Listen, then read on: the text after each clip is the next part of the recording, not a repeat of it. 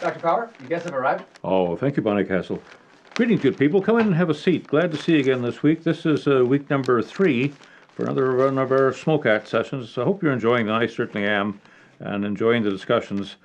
Difficult to keep up with them all, and I apologize for that, but I do make a point of reading. And between Sandy and I, we try to give some indication that at least we've been and visited your sites and tried to follow the threads. But good material. We're raising the awareness, the appreciation of a wide range of issues for all of us. So keep up the good work. As I say, it's absolutely critical. If you want to be a strategist and craft a strategy, you need some sense, some awareness of all these things that are swirling around us. And this is the only way you do it, is find that 20 minutes quiet time where you can close the door in your offices and be left alone to read a paper or read a magazine of some description that relates to your business, and then do some reflective thinking. That will transform you from an administrator, from managers we talked about in our first session, up into some sort of recognized leader through wisdom and some critical thinking. So continue to do it. It's just a matter of exercising the muscle. You've all got the capacity for that. I also just want to touch again, don't be overwhelmed. I just want to bring the pressure down with everybody. It's a relaxing, fun course. All you have to do is the deliverables, and all the other stuff is just bonus for those that want to take the time and effort, and there's nothing wrong with that. For those that don't want to, just take a gentlemanly B or a gentlemanly womanly B or something, and call it a day with that. No pressure. You're the customer. Have fun with the course. Your first assignment is in. Sandy's going to mark your first assignment, basically like a classroom little PowerPoint presentation. Maybe 10 of them will work, and a couple pages of what your speaking notes might be that indicates some critical thinking with respect to the article you've selected and how it might impact Canada's business or your home life or some combination thereof. But there's lots of wide parameters in this class. As I said, this class is not about putting your left foot here and your right foot there. It's about having some fun, learning something, and I call it deep learning rather than surface learning, where you memorize the 10 points on page 69. Just by the actions you're going through, you'll be ready for the final exam without very much prep work. You're internalizing it, whether you appreciate it or not. But let's get underway if we can. We've got the globe here again for today. And where do we start? Lots of stuff. Certainly today is Wednesday, and so the shooting in Ottawa is still unfolding. And it's a tragedy, particularly when a young militia member is shot standing at the cenotaph with a rifle, but not one round up the spout, which is disappointment. But anyway, we've lost a soldier, and that's heartbreaking to all Canadians. But also, it looks like the day before, the Quebec man ran down 2 other Canadian soldiers. 25-year-old Martin, a Quebecer. I took the time to look him up on the site as to some pictures of him. He just looks like a youngster that may be going to university. With clean-shaven pictures I saw of him, but I think at some point he may have grown a beard or something. But it speaks to this need of homegrown terrorism, if in fact that turns out what this is all about. Certainly it's being promoted in the sense that our 6 CF-18s are on the way to Syria and to Kuwait and into Iraq rather. And so we need to understand we're now entering into that tunnel. We're going down the rabbit hole with our actions, and so we're poking the bear. So don't be surprised if the bear pokes back. And Ottawa has made that decision. We're prepared to do that. And I think a lot of us are still uncomfortable without exit plans and understanding what is our national security interest in doing this. But in any event, we're seen to be underway, and this may be the first part of the price we're going to pay for this. Anyway, that's what's going on. Also, the other side of that, just a side thing, well, not in the paper, but just Kim Jong-un, of course, has disappeared off the radar, a brief cameo appearance a week or so back, and interesting to watch what's going on there, because we have 28,500 American soldiers just south of the border. They're standing there, and they have nuclear weapons. North Korea has nuclear weapons, and when you get this vacuum, it's better to have the devil you know than the devil you don't know. So any Praetorian system that you don't know the leadership, there's a great danger. And right now, I think we're unclear as to who's leading the country, and whether those folks are a McCain-type character or a pacifist-type character. And so we need quickly to get the intelligence to understand who we're dealing with and understand the biases that they come to the table with. So just a thought. I see here, we talked last week about Alberta and BC, both with gas and with oil, and I see here BC has responded. They saw it, they've reacted, and now they're being proactive. Where initially they talked in terms of a $100 billion rainy day fund, a prosperity fund. It now appears that may be disappearing with the situation on LNG. And so what they're doing now is, where before they were putting in place a tax for those LNG companies, they've now removed the tax, and in fact they've now started an incentive program for LNG organizations to stimulate the growth and to keep this thing in motion. And so it just shows that in crafting strategies, you can plan a planned strategy, but somewhere along something happens, and out emerges an emergent strategy that you have to move quickly in order to accommodate the shift in the ecosystem. And that's what BC and its directing minds have done to their credit. So well done. I've not seen that yet out of Alberta on the price of oil, but I suspect we will shortly. Sparks fly. We talked in terms about God and things last week. A bit of a discussion, not heavy discussion on that, but a bit of a discussion. But I see the front page of the paper talks in terms of the Festival of Lights that the Hindus and Sikhs have this time of year.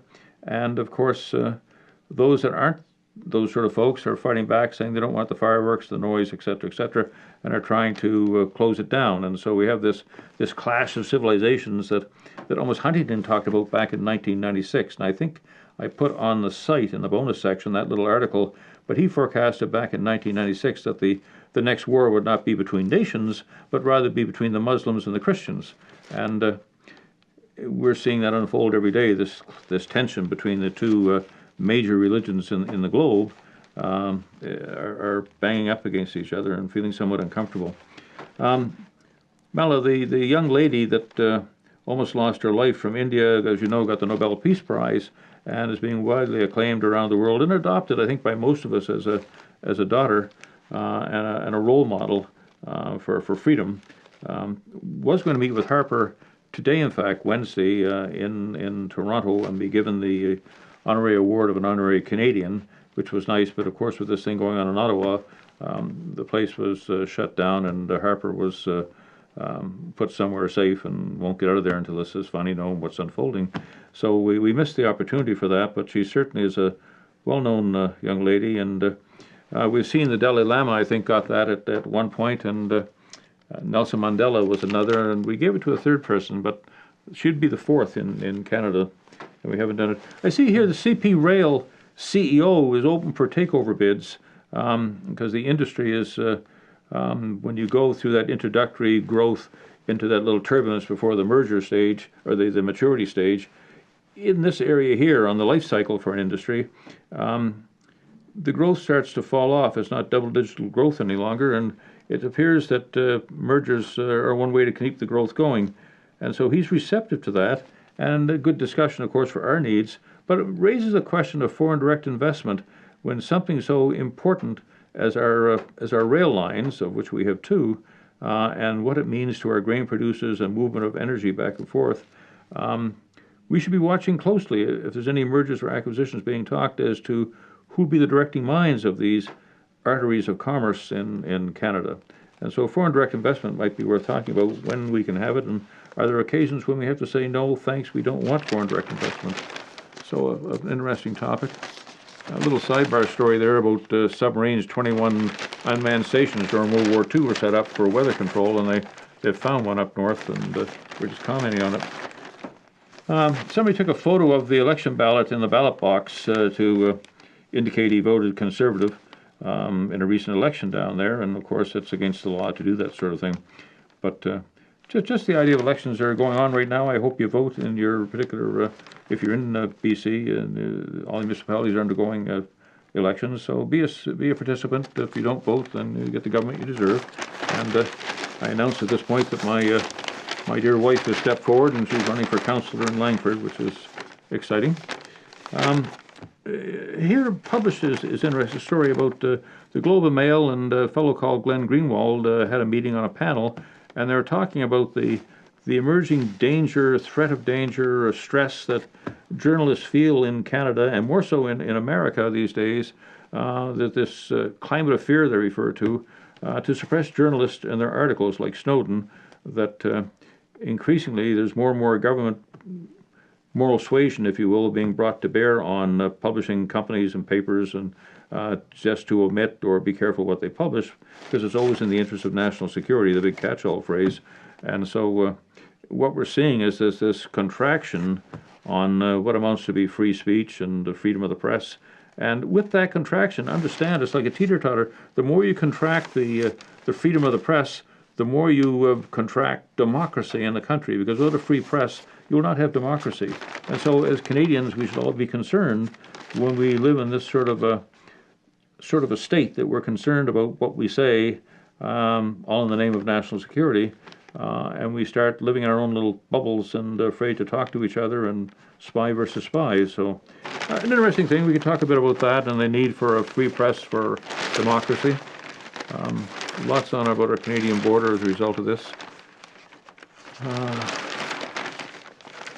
Turkey and the Kurdish problem is still going on. I noticed the other day that Turkey, to its credit, opened its borders to the Kurds in northern Iraq to say, come on in, and put some of the immigrants and folks who are trying to escape the IS folks down there, bring them into the country for protection.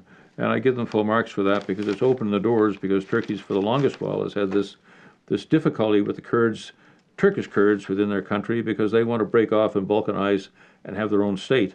And of course, with what's going on in Iraq right now, I think that's a real possibility, as the northern part of Iraq is Kurdish, and I can see that coupled with a peace into Turkey becoming a nice tight little Kurdish state based on ethnic and religion and one thing or another. So they did the right thing, but it may come back to bite them. Interesting.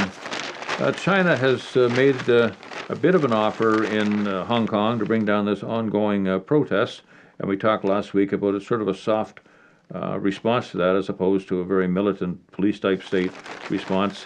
But nevertheless, they basically have agreed, or at this point the Chinese government has said that in the elections in 2017, that the chief administrator for Hong Kong will be selected by China through a secretive little tribunal. Will pick who that person is going to be, to make sure the interests of Hong Kong continue to be aligned with the interests of China, and it will not be open for free election. And of course, the protesters are demanding democracy, saying, no, no, no, anybody can run for the chief position, and let the votes dictate who that person will be. And so we can look a little bit into Hong Kong today and the democracy and what's unfolding there. That's interesting. I see Obama is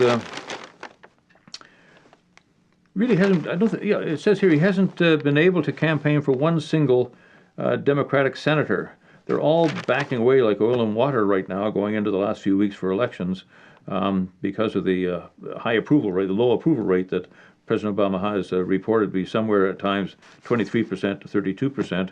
And as a result, everybody is backing off and not wanting to be identified too closely with the sitting president, because it won't help them in the election, which is fun. But for our purposes, we talked last week, who's going to take over will certainly make a difference in our lives.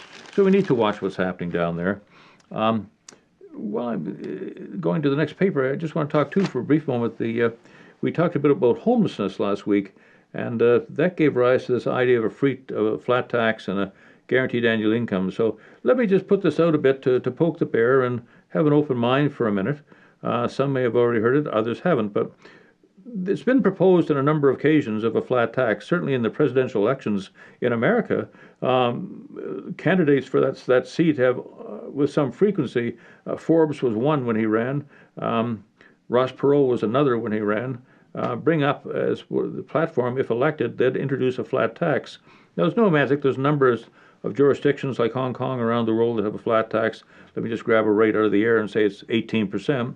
Which means that you don't need accountants, that anything over a fixed rate, say $30,000, no consequence, but that $1 over gets subject to an 18% flat tax, and that means we can do away with lawyers and income tax acts and accountants, and you can keep your own, you don't have to spend those weeks you're going to start spending shortly to complete your income tax. You just add up, you get your T4 slip that says you made this amount of money, deduct the 30, pay 18%, and it's a flat tax and it's done. Far simpler, and that will close down the bulk of Revenue Canada and all those resources we're wasting to maintain buildings and infrastructure to support the tax system and tax courts and all that stuff that Revenue Canada has, and the lawyers involved and the accountants involved, all cease to be involved in this, and maybe I'm going to respectfully say produce something of value, even if it's only growing potatoes. But certainly this idea of pushing paper around, if we can go to a flat tax, I would certainly be a supporter of that. And it's just a matter of finding the right number. But coupled with that, to help the homeless people, is a guaranteed annual income.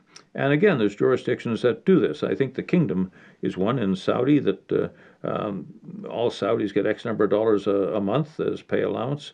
And we can do the same thing here. Again, I'm going to grab a number out of the air and say every man, woman, and child will get a $1,000 bill. Family of four, you're going to get $4,000 each month as your gift from the government. But then you're going to be tied into the tax system, flat tax maybe, and that's what you're going to pay. So somebody living down on the street, homeless, is going to get $1,000. And with that, it's expected they get up off the concrete and they go find a room somewhere and they have something for some proper foods.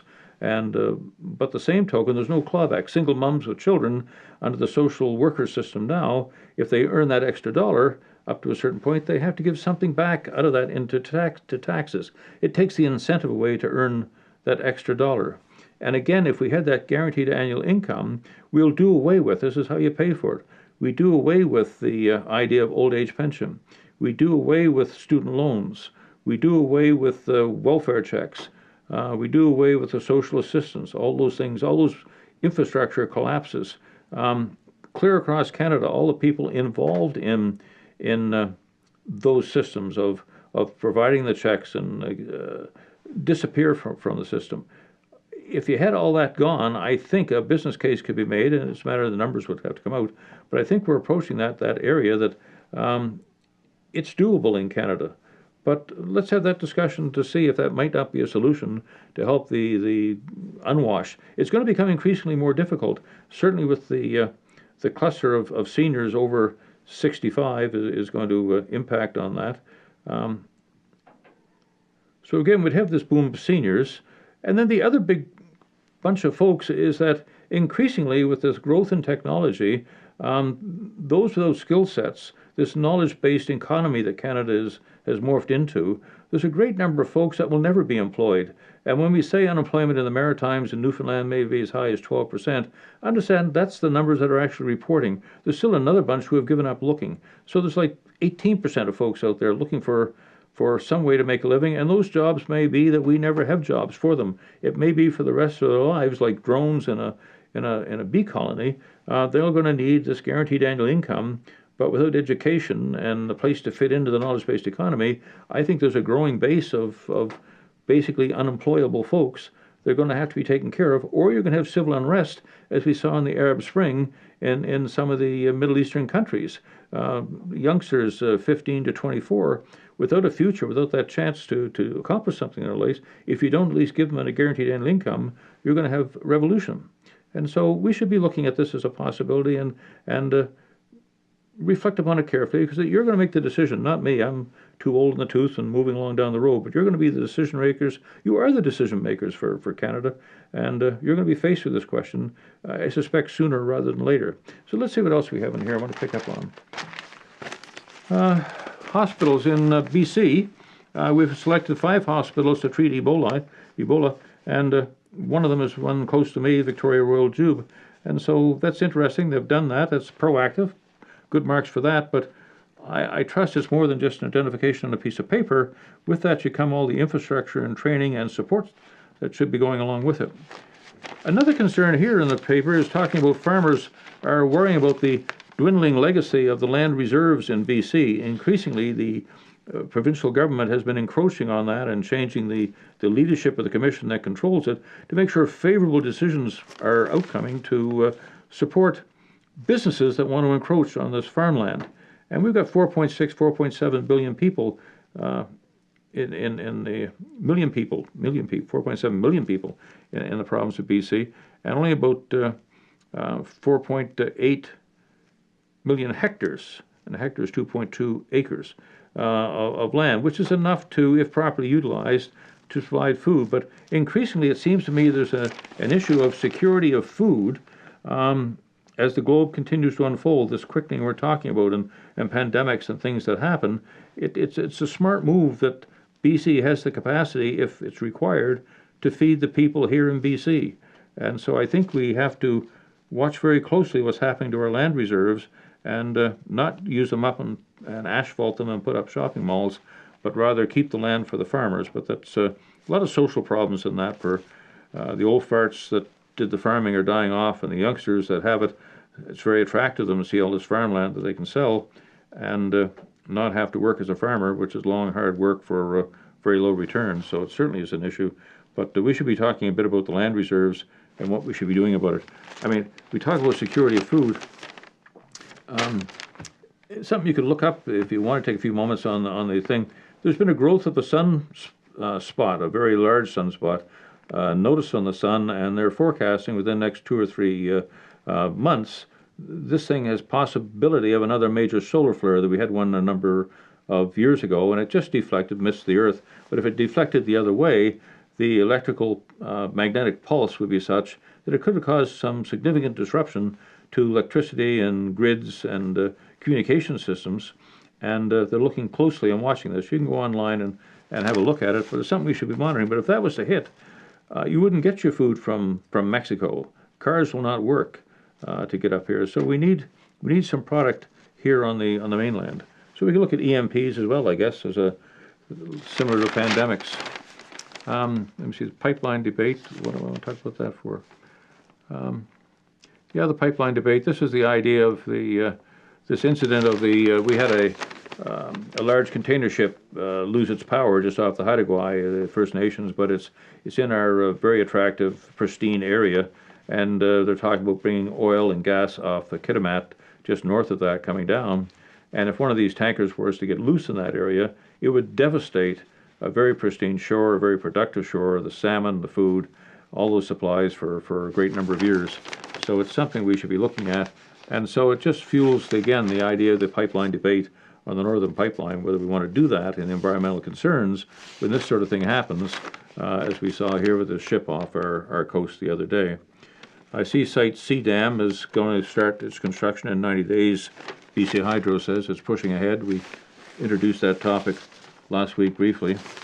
I see the Vancouver Health Authority Chief Executive Officer is taking his flu shot for the season. And that raises the question, are you going to take the flu shot? There's a body of us that think if you're feeling fine, you probably should not take it. There may be some downsides that offset the other. And there's another body that says, no, Terry, you're full of crap. Everybody should take the flu shot. So let's talk about the flu shot. Good or bad thing this week? That's interesting.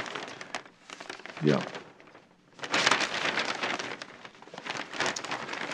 Well, one more, 2 little articles, and we'll call her a day. Let's see what else we got in here. Oh, the airports. Yeah, Buffalo Airport is courting Canadian flyers. And it's interesting. In Canada, we've passed an open skies policy. We've got about 65 pieces of legislation that should be sufficient to get some competition in here to primarily Air Canada and WestJet. And almost an oligarchy situation. I mean, where is Southwest Airlines and Virgin Airlines, not just coming into the hub and leaving the country, but I mean going east and west to bring it down? We need more of that to bring down, to add competition. And the answer, of course, lies, and I think in our discussions we'll see, that it's in regulations. It's in the high airport fees that we charge. It's not attractive. So even though we have the law, we put barriers to trade in place through the impediments of regulation. And not uncommon. I mean, I recall, it's a while back now, it was 20 years, but with the WTO in Japan and bulbs from Holland, the law was you can now import your bulbs into Japan, but Japan said no problem with that. But we have some regulations, and one of the regulations for health says we have to make sure they're not infected. So we have to cut each bulb open to make sure it's not infected. And they did that. And so it effectively kept the barrier to trade on. And I see the same things happening on barrier to trade with, I read this week about the Americans and the beef, that they want to continue to have the country of origin, Mexico or Canada, as to where the beef comes from, rather than just the Americans saying where it comes from. And of course, we're saying that's unfair. It's not within the scope of what NAFTA was all about. And if you do that, then we should start putting up barriers on things like cornflakes and wines and things out of California to offset. So we get into this little trade war going on. But at the end of the day, neither side will win. But America, of course, is, although we've decoupled from 84% down to about 72, 73% of our trade is with America, we're not decoupling economically fast enough. And so they have the stronger hand. Anyway, Oil hedging is interesting. There's an increased oil hedging. Hedging is when people buy in the future a commodity, like in this case, airlines saying that where 25% of our business is based on oil and gasoline prices for fuel, aviation prices. I think we'll buy today and guarantee those contracts by buying hedging contracts, so we know what the price is today, and we can cut our cloth and sell our tickets to meet that.